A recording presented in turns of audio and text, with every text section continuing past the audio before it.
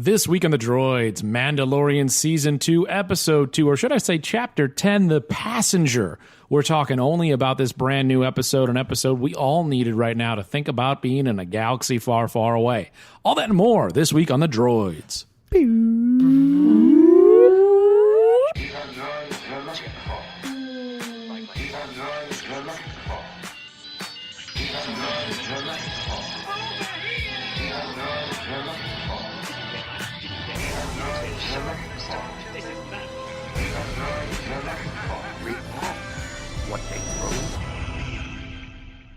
Welcome back to the Droid You're Looking For, a Star Wars podcast. Alongside Ryan and Chris, I am Mike. And guys, did we write in Baby Yoda on our ballots? Did anybody do that? No, we didn't do that. We didn't invalidate what we were doing. No, we did not do that.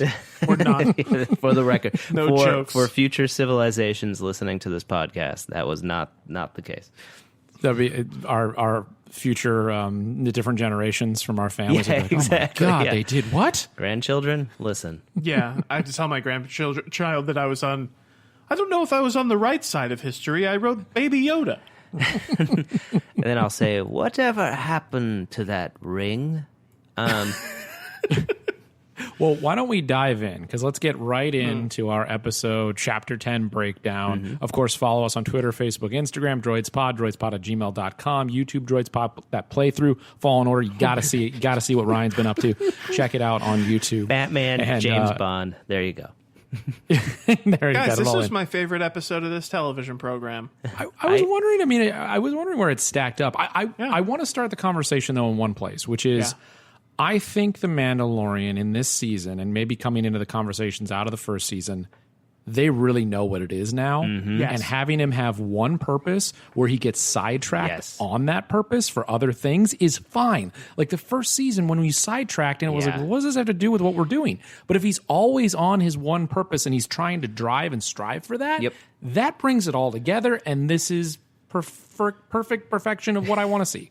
Mike, it's a great point that you articulated beautifully, which is that it was the slightest adjustment. And I loved the first season, but Yeah. the slightest adjustment, which is literally just that whatever his mission of that episode is just like, it literally starts with like, I'm trying to do this, which is like, you know, he'll say that 10 times until the 10th episode when he gets there. Do you guys remember? And like at the Oh, yeah. end, he got like, man, he hit a lot of obstacles, but now he's just like back on his way. Do you guys remember? And then next season, sorry. he'll run into, you know, a big monster, and that'll be that. Well, yeah. Do you guys remember the video game? Sorry, Ryan, I tried to cut you off there twice. No, it's okay. The video game Tapper for Nintendo, where it's like the guy's throwing beers down the bar, and you have to kind of pick up the glasses. I mean, I think I know I know that him better from from Wreck-It Ralph. Yeah, better from Wreck-It this Ralph. this season of another Disney property. Watch it on Disney Plus. This season is like that, where it's like Baby Yoda is one of those glasses, and then everything else is like he's juggling. And I love that aspect of these two episodes, of the last two episodes, where it's like, oh, Baby Yoda is literally like floating around somewhere that you. Every 5 minutes you got to say like, okay, where's he at? I know he's important. Where's he at? And then they did such a good job in this episode of just like, I was genuinely worried when there was a hole in the side of the ship and like we couldn't find out where Baby Yoda was. But we'll get to that as we talk through it. Well, there was also it's genuinely. I mean, I described it as delightful, which is a nice word that JJ kind of brought into the Star Wars lexicon to describe it. But I find this show legitimately delightful, and also in terms of imagination, find it legitimately interesting. Like I find the creatures interesting. Yes. Yes. You know, it's like when I wish I knew the character's name, but the main the alien woman who he's frog. escorting. Like as soon as she showed up, I was like, perfect. Yep. Like the design is fun. Yes. She's like funny the way she talks, and like she has character immediately. Yes. As soon as she walks on frame, the great rapport with Amy Sedaris' character, and then they mix that. You know, all this new stuff with like such reward for being a Star Wars fan and like not slowing down for everybody. I'm sure we'll get into this a little bit, but to me, and I like being rewarded this way. When the X-Wings change their wing formation I know what that means. Yep. He also knows what that means. Yep. You guys know what that means. Yep. Someone watching the show might not know exactly that that's like, oh, they're going to combat formation. going into but combat they'd mode. probably be like, uh-oh, something's happening. And like that's the perfect Yes. kind of thing you're looking for. And the show has tons of it. They're rewarding us for being fans, and that's what good Star Wars Outer Universe stuff does. Yeah, But it's the as same you thing said with the jetpack. It's like we know that he controls it by remote. Yeah. It's like that But moment it's- still works, but we're like 1 second ahead of it. So satisfying. But it has purpose in the story is the great It's thing. also It's not motivated. just there to wink at you. Yes. It's not just there for us to be like, It's- I know that. I like- mean, sometimes they do that in the show. Right. But I think And they that's do a fine, too. great job of having everything be a part of it. I mean, obviously, R5, not a great example of that. Or That's probably the Sabak opposite with the side of ant it. alien also. Yeah, but you know what? That I liked alien. it. I liked it. The one thing I really liked was that when we saw the cantina with, good old Cannavale, it was empty, and I'm like, "What are we doing on an empty Yeah. cantina?" Thank you for filling it back up. Thank you for having multiple creatures in there.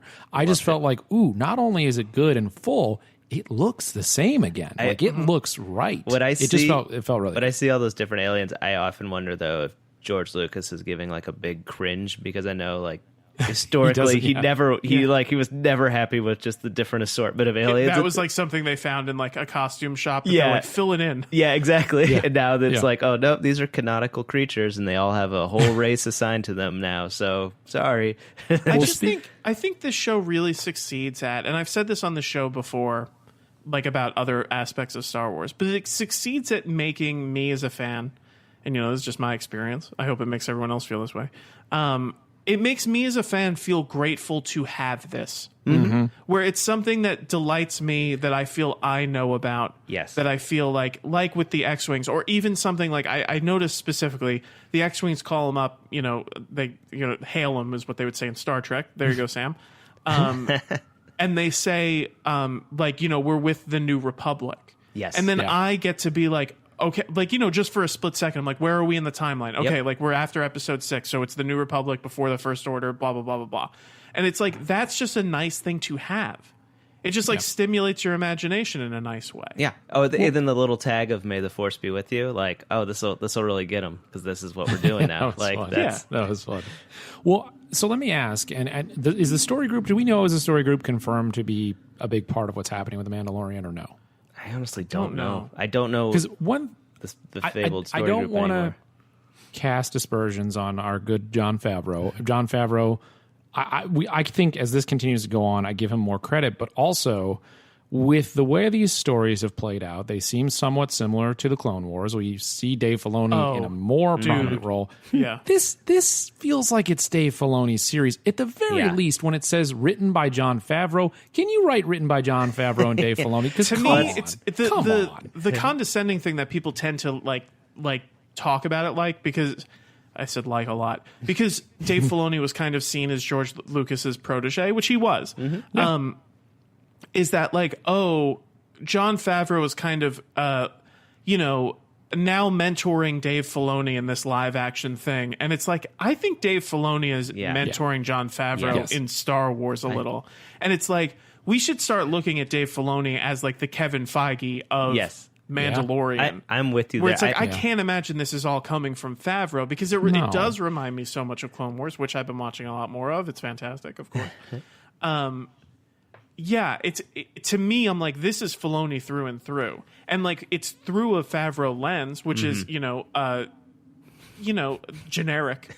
But Hey, but he's created something that we're all enthralled with. Right. we are absolutely, And- and I do think that he is. I would not put him in a Ron Howard group because I think he is the best version of that. If that makes sense. Yeah, he's kind of like, I think he's the generation outcome of watching all of the things that like Lucas and those guys made. Like I feel like I don't think there's anything specifically distinctive about Jon Favreau's filmmaking style, except to say that his movies are really well made. They're very formalist. He shoots things in a very clear and coherent way, and he is a good storyteller.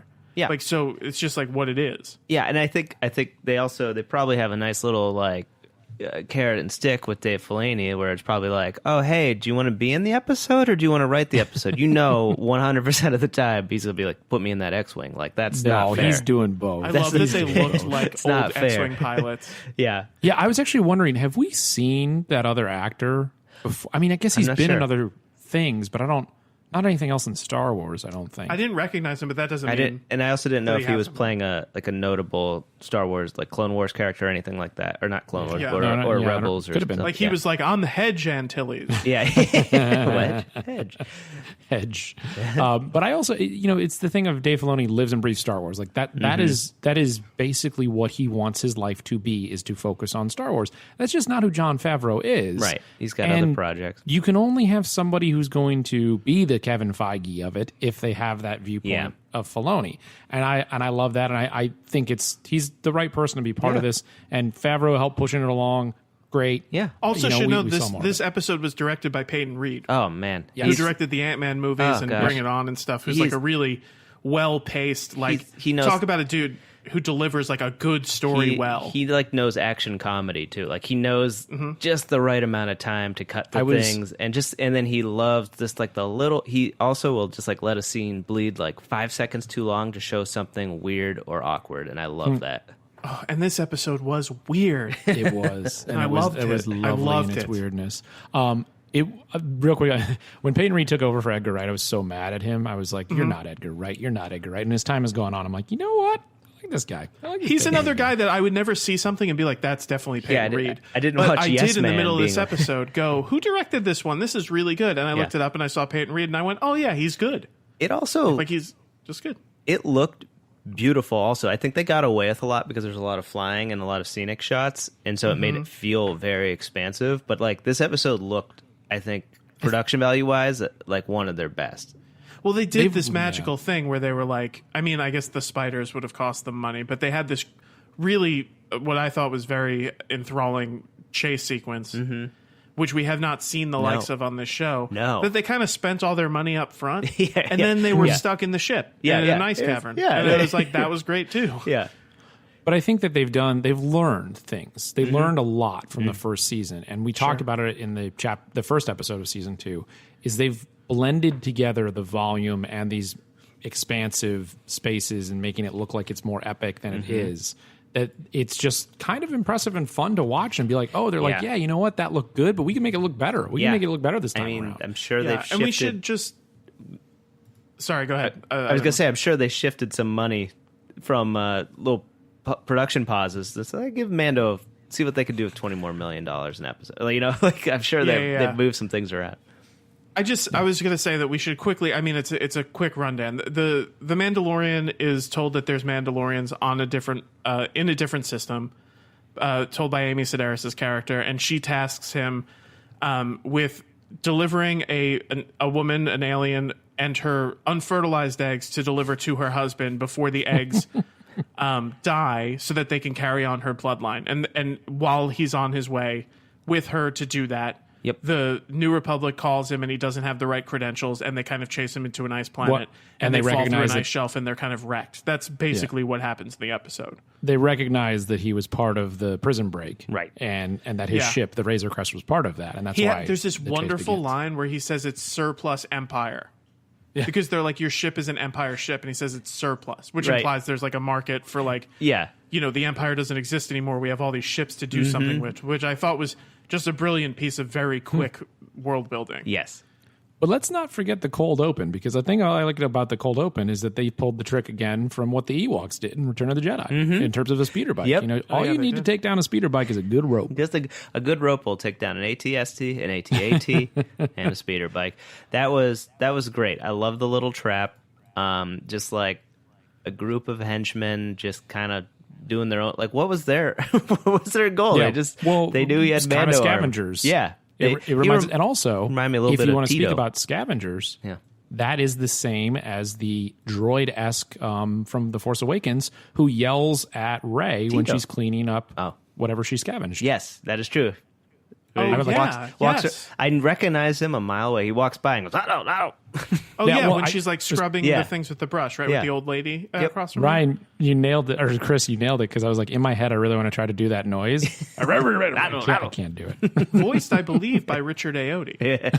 Oh no, that was later in the episode. Oh, wasn't was it? that? Yeah. Which later in the episode is when Richard Ayoade comes back Ayoade, as the droid from the Prison Break episode. Oh, yeah. That was a Thrilled me. phenomenal use of droid technology. Like, we It can't was. understand you, So but good. droids, as we know, I are love capable of speaking 3 million different languages, according to They also C-3PO. So They also did this great thing that I really loved, and like maybe I'll please email me if this is a problematic thing to say. But I think that like in terms of steps taking in genre storytelling, they introduce.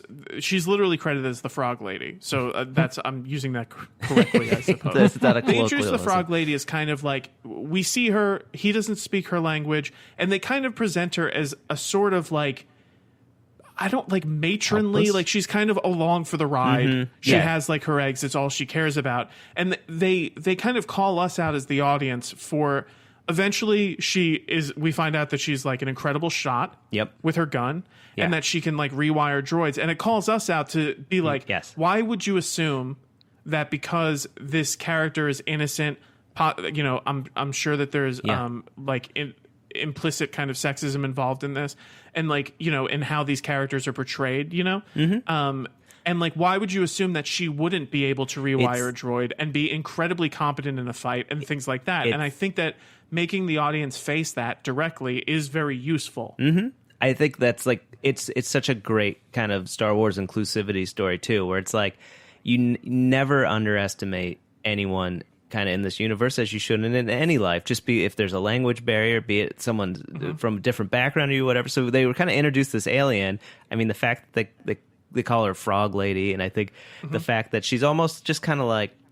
Sometimes with Star Wars, there's this thing where like it's like, what's the bounds between an alien and like an alien animal? Almost like it's like Goofy has a dog. Sure. So Yeah. you never know. Why is like- Goofy a dog and Pluto a dog? Exactly. So you never quite know what's going on there, and so it's like you kind of make the assumption. I thought she was like, oh well, maybe she's kind of like they really haven't humanized the Jawas too much, but like I thought like, oh, maybe she's just that kind of level alien. There's like that level of Star Wars alien. So then when she's like started firing her gun at like protecting her, like she wanted to protect her children. She was smart. She was capable. She knew like she had a plan. She knew the stakes, and she knew how to play Mando. Like that's a full-fledged character. Yeah, and I just want to make it clear, I'm not excusing myself from that kind of bias in watching the show. For sure. Like I noticed it, and it's like part of it, may be bias that exists in me, and part of it may be that I have expectations based on what genre stories have given me before. Then I'm like, oh, they're just kind of doing a standard kind of like cut and paste, like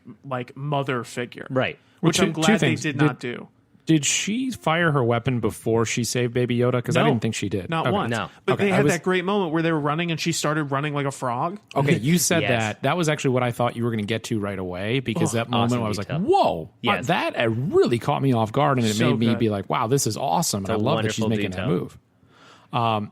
I think we've pretty much set up the early part. It was great, as you said, to have a chase. It wasn't like an actual space battle, but it was a nice chase. And as you said, those effects were spectacular. It just made you feel like you were back watching a movie. Love because the And it was clouds. cool because good. his first fancy move didn't work. Yeah. Yep. I thought that was great. Great. Yep. Star Wars. Yeah, it seemed, and then they were on their way, and they're like, "Up here's a trench. We're heading into a trench." They even had it on the little computer screen in the X-wing. Like those X-wings designed for trenches. And also, But I love that it introduces. There's like something that makes me feel like this sense of pride that I understand how sci-fi ships work. Where like I was watching it and I was kind of talking. Nicole was sitting there, but I was kind of talking to myself, and I was like, well, the cabin can be unpressurized, but the cockpit is pressurized, so they could technically fly. That's with awesome. just the cockpit.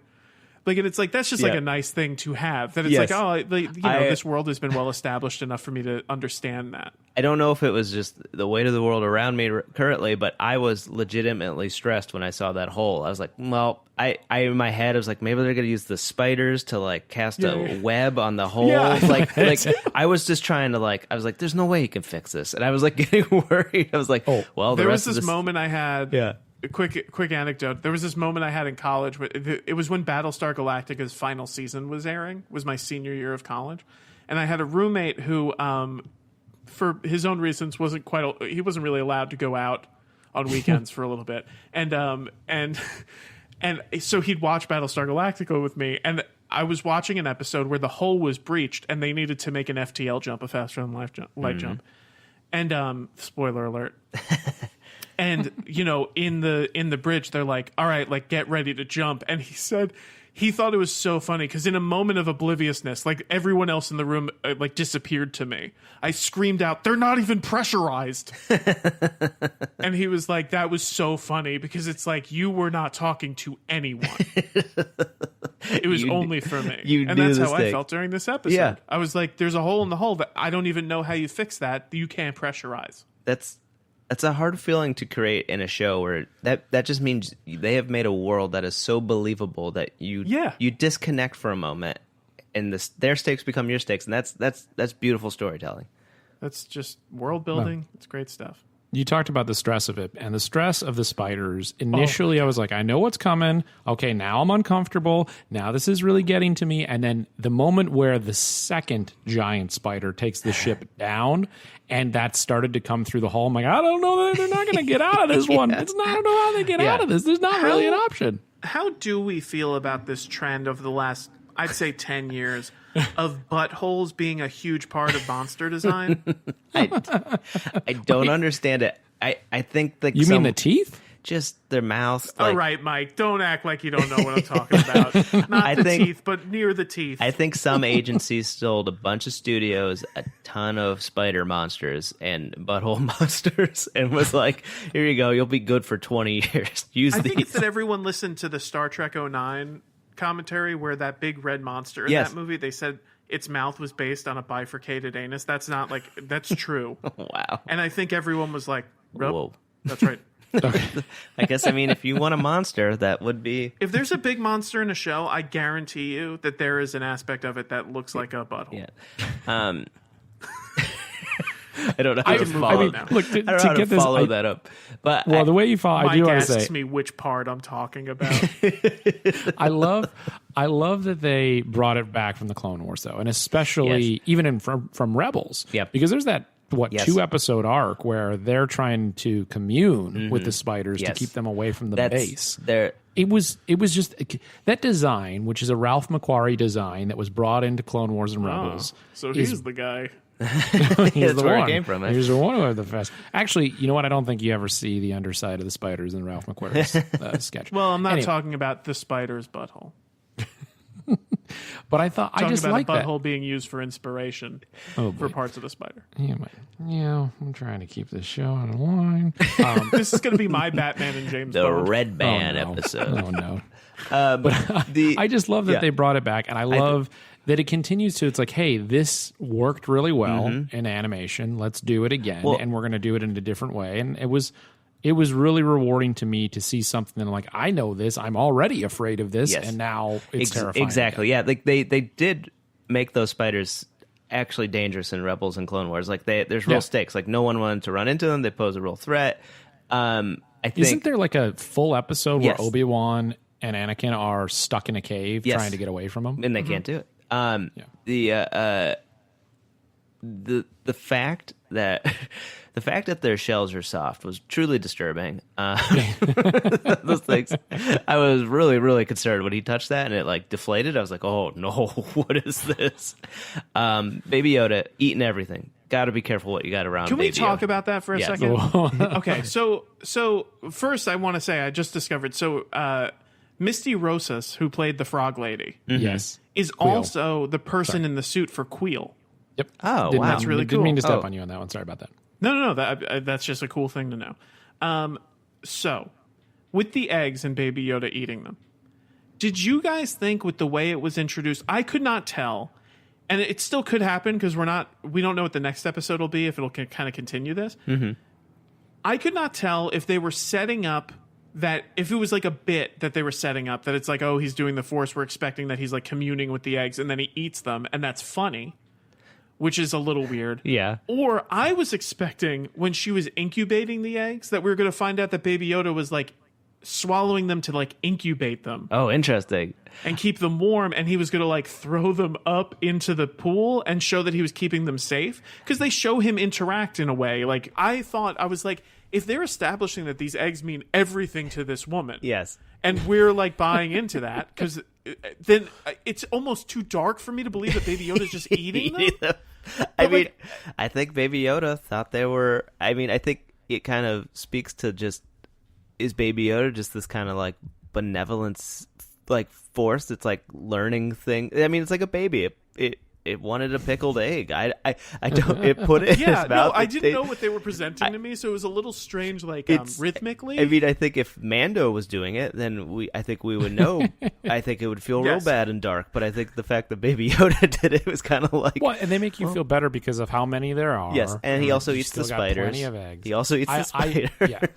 I didn't see it as dark, and I definitely saw it as the former. In that, I didn't see it as dark. It's not like, because again, it's not like he was eating, like they were unfertilized eggs. It's not like he was eating. Right. Like, I was like kind of with you too, know. especially that they were like, these are her last ones ever. Like this is what. That's what it was. Yeah, it's that yeah. I know that she had a limited amount of these that were very precious to her, and he was dispatching. It could have been anything. I think it's like just if they were like, these are my mother's pearls, and he ate her pearls. Just high stakes comedy. That's it. But I would say I don't think he was communing with them. He was trying to just move them. Yes. And I think he was moving the eggs closer to him. Right. I don't think he was using the Force to... Right. That crossed my thought at know first. What the show wanted me to think about. I thought we were going to start to get like a Golden Touch story where it was like everything, like at the end of the season we were going to see like, oh, Baby Yoda touched all these things. Then all of a sudden at one point in time they were all going to like bloom or blossom or like something. Like that's what I... You mean like Groot? Yes, I thought I genuinely thought that like maybe this is almost embarrassing. I genuinely thought that like Baby Yoda was like communing with like the organisms that make up the eggs. I'm with you, Ryan. Like, I thought the same... like the way that like he would commune with a pen. I thought or the same something thing. like and that he was like, these things need to be warm, and he was like swallowing them to keep them warm. That's genuinely, I thought that would be the payoff. It could still potentially happen. Like, it could still potentially. I don't think it's going to. And like the eating of the eggs was funny too. Yes. And like we saw later that she had plenty of them, so yes. it's fine. And then at the end of the episode, she was. But like, it was like a strange thing to establish, like that these were like this. She was protecting them so intensely, and that's why you have Peyton Reed direct that episode. That's right. like that's his joke. Like that's. And then I'm perfect. happy that they went so weird with it, because Yes. I'm like, that's so weird and gross, and it's like funny. So we've learned pearls and eggs in the Mando universe are real big, delicious items. Like that's what people want, and it's weird and disgusting. And hopefully, when we're at Galaxy's Edge, we'll be cracking into a lot of those. Well, speaking of Galaxy's Edge, and actually, there's a bigger question I want to ask all of you. But I do say Galaxy's Edge as we get the moment. Nice little roasting off a pod racer. A little bit familiar from Galaxy's Edge. That looked pretty good too. It looked pretty tasty. No maggots. Yeah, a little nice, good sweating on it. You know, No good, maggots. the meat was I sweating. genuinely wondered. I'm glad you said that, Mike. I was like, I wonder what they used for that prop. Like, is it actually meat? It'd be like a lot of meat to waste. I don't know what they It looked did. like it was digital. Yeah. It was digital, maybe. But they really, look tasty. I was wondering. I that's think- a fun little callback to the first episode too, because I was like, "What's he got to do with all that meat? Like, we don't need to take his mask off." Well, I think it was the Tusken Yeah. Raiders Yeah. had the most of the meat. Yeah. But I really wonder what you both thought when they were at dire straits of who was going to come and save the day, because you knew that they were not going to save the day. That felt like to me an appropriate moment that a Jedi might have appeared who was hiding out on the planet. Wow. Because we've seen that many times before in Star Wars, and we know there are some Jedi on the way. I guess the only reason you wouldn't think that is because later on in the series or in this season, because of the promo we saw, we know he gets told about the myth of the Jedi, and that hasn't happened yet. But I thought, like, ooh, could this be Ahsoka? Could Ahsoka come and take out the spider and save the day? But then Wow. blaster fire tells you otherwise. Mike, Will this be Spock Prime? I'm you. Mike, I think you kind of nailed something there, especially when we were talking about the spiders, because those were featured in Clone Wars. I think this was a complete misdirection, like distraction play for the series. Like, I think Interesting. I think they geared us up for this because it's going to happen again at some point. Like, I think you have another dire moment. Yes, I think you could put the pieces together to make the assumption that, like, oh, Ahsoka has to be in this cave. They're talking about the spiders that were integral to a lot of the Jedi, like, situations in Clone Wars and Rebels. They're stranded. They don't know what to do. Like, who gets you out of situations like that? It's not two X-Wings. They fly around. How they got in that little hole, who knows? I can't. I've been playing Star Wars Squadrons. I could never control that. That's impossible. Nicole said something very cool to me where when the shot comes and I was like, is it the X-Wing pilots? Like, is that Rebel fire? And she said, can't you tell by the sound? And I was like, wow, that's cool. That's awesome. It is fun to just. And then it's funny that they genuinely just leave them. Yeah. Well, he says, like, how about I give you the money, essentially, yes. and, like, you help me with this. And they were like, how about we never see you again? And it just took off. But I love that. I love the old, like, haggling and the respect for what he had done to actually turn in the 3 bounties and how they were like, oh, we knew you had done some positive things. They were speaking some weird type of, like, Vanguard English, too. Like, they were, like, it was a very, like, forced dialect. Like, is that how they talk in the New Republic? I didn't know if maybe I agree with you. It may have just been bad dialogue. It could have been, but the way there's like, how say you? Like, they were saying things like that. Like, it was kind of odd. I didn't notice it. It just felt. I think I could diagnose this. Yeah. He said, like, what say you? I give you the bounty. Okay. Yeah. And they were like, what say you? We don't. Okay. Like that kind of thing. Yeah. Yeah, just a joke. They weren't like, what say ye? You know. Yeah, he wasn't. I mean, he wasn't like juggling things. But it was fun, as we talked about before. Like, it wasn't think about the placement of this before the First Order and wonder again if we're going to see the First Order rise within this series at some point. I guess we saw that a bit in the Resistance, but it's just kind of fun to think about where this is and the New Republic trying to make its way and how do they stamp out a potential rebirth of evil. I want to see whoever had to dig the hole for the laser in Starkiller Base. You know what I mean? Who had to start that thing? Yeah. But it was Timothy Any Oliphant. other things that stood out to you this episode? The one thing I felt, I was like, wow, there's such great kind of thriller horror elements. I really feel like the show has shown us almost everything in this first season and 2 episodes because it had such great emotional heart at different times in the first season, and now it's getting into like this well-oiled machine of great action adventure horror thriller, and I'm like, I don't know what else I want from the show right now. Yeah, the only like doing real great shots thing. from the trailer that we haven't seen yet, like he reconnects with Gina Carano and Carl Weathers, I believe, because there's that whole sequence in the trailers with the speeder bikes. Yeah. That we haven't seen, and we You know haven't who else seen is in who that we shot? believe is Sabine Wren. Right? Oh, wait. I thought we saw Horatio Sands, blue alien. From is he in the trailer? He's in. They show it appears to be him with Gina Carano and the Mandalorian as they're driving away from the speeder bikes. Oh, cool. All right. Yeah. All right. So we haven't seen a lot. Wow. So kind of cool thing also in this, we saw the I don't know what the exact name of the droid is. The binoculars droid who was also in A New Hope. Was with Amy Sedaris. I really liked this. Amy. I'm happy she was around for a few episodes. She was more fun. I liked her in this episode. I love that more character. Than any other episode. It's so weird. And like, just she's so funny, and just to see her just playing this character, I just love it every time. The relationship writing, and I don't mean like romantic relationship, their friendship writing that they're doing between those two is so good. Just even small things, the fact that he said like you vouch for her, like he's implying that he trusts her, and that's like a small thing that reads to an audience. Yeah.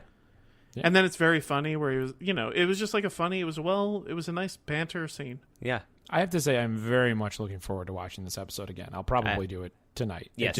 Me too. It was so much fun, and it really felt like the perfect escape from everything. We talked about that with episode 1, but I felt like this was even more so. I'm thrilled at what we've seen so far. It just feels like this show is getting better. I can't be happier about Star Wars in terms of streaming right now. They couldn't. I don't know what they could be doing better than they're doing right now. Yeah. There's one thing that we're missing, and I don't know that we need it, And maybe we're going to get some of it because of Ahsoka and because of the conversations. There's not a lot to the lore. And we don't necessarily need the lore to be expanded in this show. Right. I'm okay with it. Yeah, I think I'm fine to ride current lore status. I don't know. I feel like let the movies break that story. I think I'm fine just kind of playing with the tools we got because it's where we're having fun. I think everything now, because of basically the MCU and this kind of like we need to build a universe thing, everything is so lore heavy that I think that's part of what I find the show genuinely refreshing. Yeah. Because I'm like, it's just like straightforward. They're not like trying to sell me something like, except for toys, of course. But, I had my Baby Yoda delivered today. It's like, I have a but Lego their Baby universe, Yoda ready to build. Their universe exists already, and they're not trying to occupy every corner of it. Yeah. They're just trying to tell like this story, which I find very refreshing. They got all this nice stuff. Use it. And to bring that back around, it's just like it's so refreshing when it's also with the purpose that it now has of delivering Baby Yoda, because it wasn't as refreshing in episode 4 where he went to the Squid Planet or whatever the planet was that Gina Carano was in. It was more like, what are we doing? And now it's like, oh, we know exactly what we're doing, and it feels so good. Yeah, and it was like, you articulated beautifully, and it was such a small adjustment, seemingly, to the construction of the show. Which is just like, keep him moving forward. Yes. Yep. It doesn't matter if he runs in all these obstacles. That's just like dramatic rules. That's the show. Well, and this is also where you weave in and out with all these other characters that can be in there for one episode. And, Grand Moff Gideon is still out there, and you can have that bit where maybe you have 3 episodes with Moff Gideon, and then you get back to him following the mission he needs to be on. Like, that's fine. That's great. That's what they've done with the animated shows before, and that all works. Because genuinely, you can now it's focused enough that if there's 6 seasons of the Mandalorian eventually, you could say, oh, season 2 is that the one where he's trying to get Yoda to the Jedi? Yeah. Mm-hmm. As opposed to like season 1, is that the one where he meets Baby Yoda? Then things. Yeah. I think they had to sell us a lot. They had to build up what a Mandalorian is. Like as fans, we have a lot of that lore where we understood it. I think they just needed to they made a little short timeline of here's the stakes of the Mandalorian, here's what they are, here's how they work, and then that's season 1. Like I think that's okay. And then the elements that we loved were the journey of it all. And then now season 2, they don't have to do that because we already got all that stuff done. So it's like the front loading's done. We're ready just to throw them in situations and see what happens. One last thing before we're done here, and I know we're wrapping up, but I do want to say it's like we had majority of this episode with obviously a Mandalorian in his helmet and 2 animatronic / CGI characters, and it all works so well, and it was still wonderful. And Ryan, I know you human faces. I know you love animatronics, and the frog lady, she looked beautiful. And then when Baby Yoda is walking through the snow and up to the egg and then eating the egg, I think it's a combo of CGI and animatronic.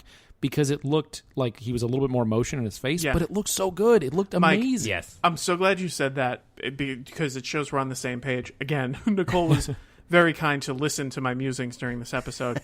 When he was walking that way, I turned to her and I said, I love this. He's walking like a Muppet. Which is like it's scuttles, a little better, but it's literally like you see it's not really someone's hand, but literally just doing like the up and down as they move forward. His shoulders move. It looks Yeah, and I was just like, that's perfect. That's all you need. Your imagination does the rest. You don't even need to see his feet. They're remembering what they did with actual Yoda, or they're passing down the learnings of that, and it's wonderful. Yeah. And there were moments where you could tell they CGI'd him moving, and it looked good too. Yeah, it was just I think they're doing it all right. There's a physicality that just makes those kind of things feel real, and like I don't know what it is, but it hits the right chord, and then you just connect with it better. Well, you connect with it, and like with a Baby Yoda, it's. The more you feel like you could reach out and pick up Baby Yoda, the more it works. Yeah. Yep. So, guys, and I have done that. I have one looking at me right now. So, guys, Star Wars is weird and Star Wars is great, and it's a wonderful time. It's really a wonderful time in Star Wars. Now, the rest of the world, the real world, we'll talk about that later. We're working. That is going to do it. For the droid you're looking for, a Star Wars podcast. We'll catch you again next week for Chapter 3 of Season 2, or I guess it's Chapter 11, Episode 3. Oh, that's pretty good. Ludwig, when did you get here? That's good. The music was awesome in this, too, yeah.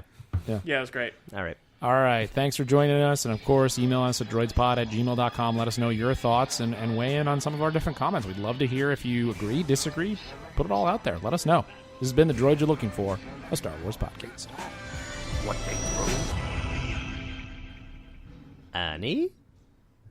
What's up, droid heads and droidettes? It's SM2187. You can call me Sam. Sorry I couldn't be on the pod today, guys. I think we hinted last week that I have my own child now that I'm caring and feeding for and cleaning up after. So just a busy afternoon. Couldn't make the record, but I did manage to once again, in the solitude of my car during alternate side parking, get to watch my absolute favorite episode of The Mandalorian for the whole series so far. This was what a belter. Look, here's all I gotta say. You're doing an episode where you gotta deal with bugs. You gotta deal with a ton of tiny little bugs scrambling, crawling all over everything. And who sends you there? A giant ant? A giant man alien? Hats off to Peyton Reed. Great job, great humor, consistent tone, consistent characterization throughout the whole episode. This is what I want to see. A loving, heroic Mando, an adorable and kind of slightly disgusting Baby Yoda, and then just the weirdness of Star Wars. That frog lady hopping. What a delight. I didn't even know I was looking for that. We got some Prime Filoni action. Just top to bottom, this is my favorite episode of the series. Second place goes to episode 2 of season 1. So there's something, Rick Famuyiwa's episode, was my highlight last year. So I'm liking these episode 2s. Okay, guys, that was a quick dispatch. Gotta go back to, changing diapers or something. But, love to all my droid fans out there. This has been SM2187. You can call me Sam. Signing off.